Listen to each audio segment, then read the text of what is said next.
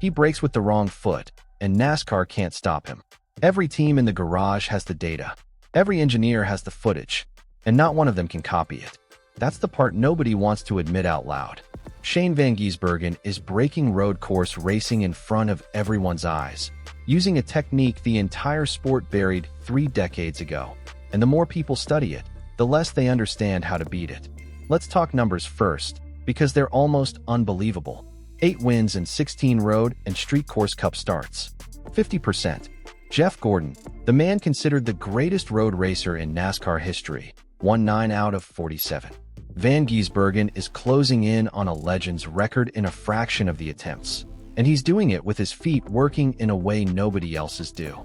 Here's the secret hiding in plain sight. Modern NASCAR drivers brake with their left foot. The new generation car runs a sequential gearbox, no clutch required mid-race, so the left foot just parks itself on the brake the entire lap. That's been the standard for almost 30 years. Van Gisbergen ignores all of it. He brakes with his right foot, rolls it sideways to blip the throttle, and works the clutch with his left, a forgotten art called heel and toe. It's not new. It's not some secret weapon he invented. Drivers like Ricky Rudd, Bill Elliott, and Rusty Wallace used it decades ago, and Marcos Ambrose rode it to wins at Watkins Glen. But somewhere along the way, the entire sport forgot how to do it. Think about that for a second. This is a skill that once lived in every garage in America. Every driver who came up through short tracks and dirt cars in the 70s and 80s learned it almost by accident, because the equipment demanded it. Then transmissions changed, the sport modernized, and an entire generation of talent simply let the skill die out because the cars no longer required it. Nobody banned it. Nobody ruled it illegal. It just quietly disappeared from muscle memory, the way a language disappears when nobody speaks it anymore.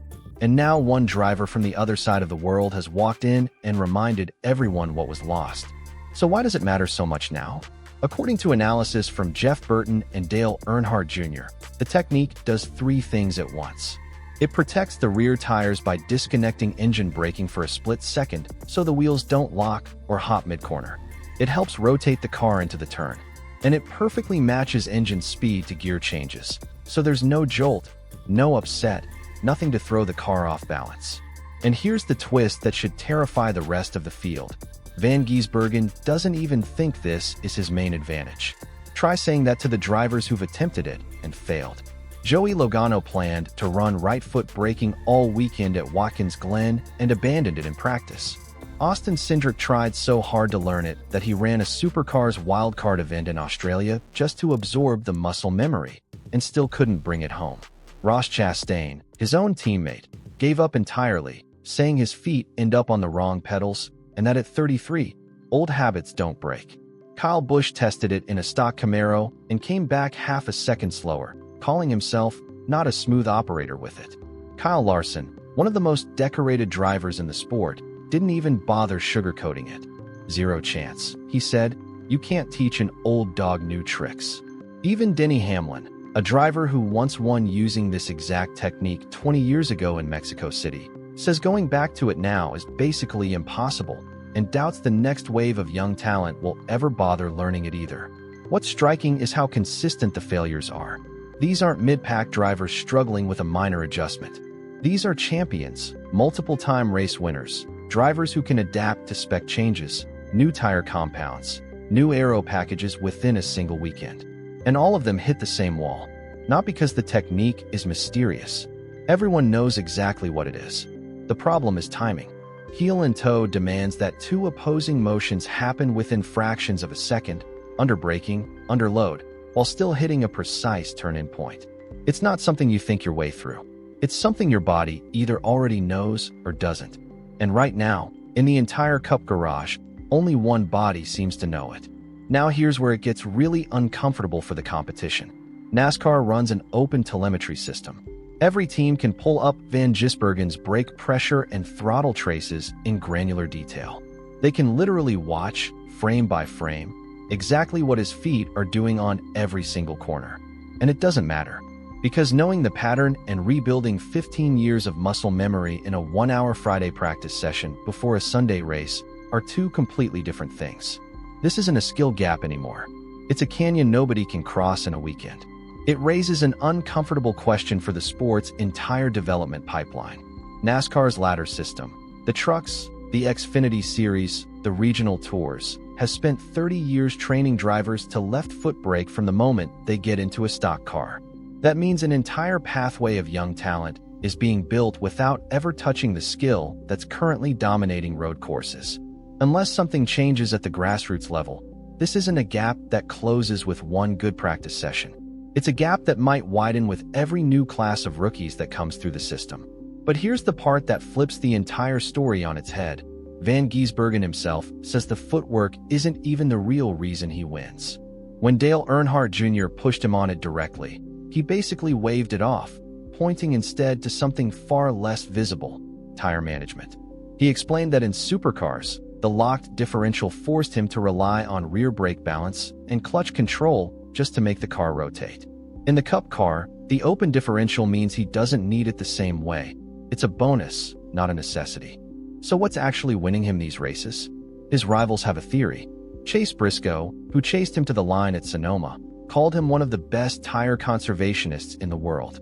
A.J. Allmendinger said Van Gisbergen keeps the tire calm underneath him instead of provoking it. And rookie Connor Zilisch put it the simplest way: you never see him slipping the tires. While everyone else is mashing the throttle wide open exiting a corner, Van Gisbergen holds back just enough, never pushing the car past what it actually needs. That's the real ghost in the machine. The footwork is the part everyone can see. The tire whispering is the part nobody can copy.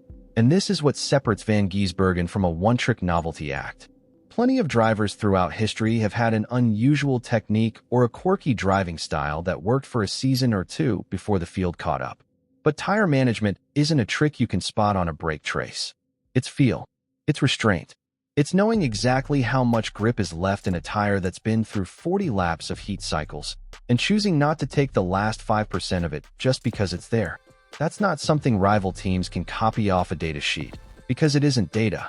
It's instinct built over a career spent racing everything from supercars to GT3 to Le Mans prototypes, on every kind of surface, in every kind of condition. And now NASCAR is staring down a question it has faced before. Whenever one driver or team finds an edge the rest of the field can't match, Hendrick's suspension geometry in the early 2000s, the dominant 48 car, Toyota sweeping too many races, the rulebook has eventually moved to close the gap. 3 theories are floating around the garage right now, though none of them are confirmed. A spec pedal box that makes heel and toe physically impossible. A full sequential system with the clutch removed entirely, killing the rear tire trick outright. Or the nuclear option, changing the differential rules altogether, the same component Van Gisbergen himself pointed to as the real source of his edge. For now, none of it is real. NASCAR's official technical updates from late 2025 focused on horsepower limits and aero changes on short tracks. Nothing about pedals, nothing about clutches. Just speculation in the garage. And not everyone wants it to change.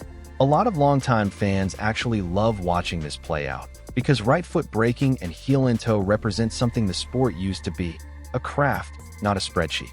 To them, legislating it away would feel like erasing the last bit of old-school skill left in stock car racing. There's also a quieter argument circulating among some veteran crew chiefs that NASCAR doesn't need to touch the rulebook at all, because the sport has a way of correcting itself over time. New car platforms get introduced every few years. Whenever that next platform arrives, the clutch, the pedal box, the differential, all of it could change anyway as part of normal development, with no targeted rule needed. In that view, Van Gisbergen's window might simply close on its own timeline, the same way every other era-defining advantage in NASCAR history eventually has, without anyone having to single him out. So now the sport sits at a fork. One path. The rules stay exactly as they are. Van Gisbergen keeps winning, and a new generation, maybe led by 19-year-old Connor Zilisch, who's already beaten him head-to-head in lower series, grows up learning the technique from scratch. The other path, NASCAR steps in, the advantage gets capped, and Van Gisbergen simply adapts again, the same way he's already started by learning left-foot braking in a rally car last year. One thing is certain either way. A driver from Auckland, New Zealand just dragged a 30-year-old forgotten technique back into the biggest stock car series on the planet.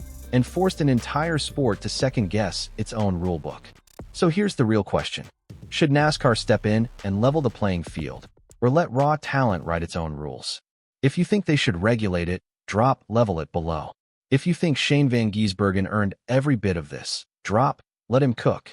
And if a story like this kept you watching till the very end, that's exactly the kind of breakdown this channel exists for. Hit subscribe, because there's more of this coming, and trust me, you don't want to miss what's next.